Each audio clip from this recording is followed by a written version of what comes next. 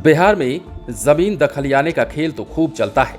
सरकारी जमीन को अपनी बपौती मानकर उस पर कब्जा करने वाले भी बहुत हैं। और तो और उसी जमीन की खरीद फरोख्त तक भी कभी कभी बात पहुंच जाती है।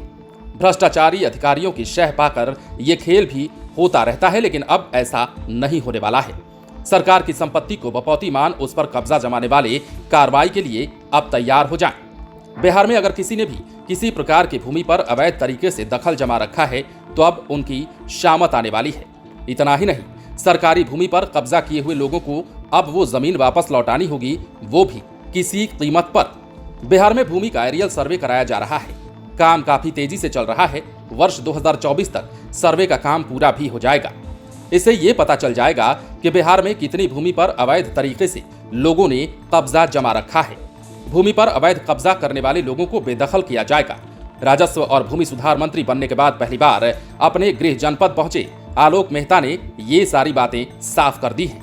मंत्री ने कहा है कि बिहार के सभी जिलों में सरकारी भूमि को अतिक्रमण मुक्त करने की कार्रवाई युद्ध स्तर पर की जा रही है। मंत्री ने यह भी कहा है कि विभाग के स्तर पर अतिक्रमित सरकारी भूमि की जांच करवाई जा रही है। जांच के बाद भूमि को खाली कराया जाएगा। मेहता ने यह भी कहा कि पूरे बिहार में भूमि का एरियल मैपिंग यानी कि हवाई सर्वेक्षण कराया जा रहा है। इससे भूमि विवाद में भी कमी आएगी। जिनकी भूमि है उनको मिल जाएगी, जिनकी जमीन नहीं है उनसे ये जमीन खाली करा ली जाएगी।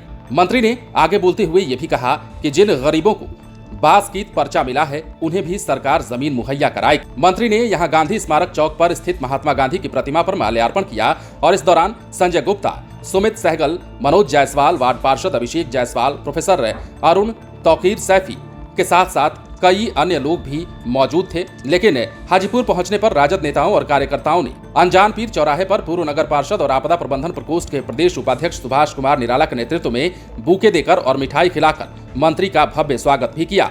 इस मौके पर राजद के प्रदेश महासचिव अनिल चंद कुशवाहा भी थे और भी कई नेता मौजूद थे।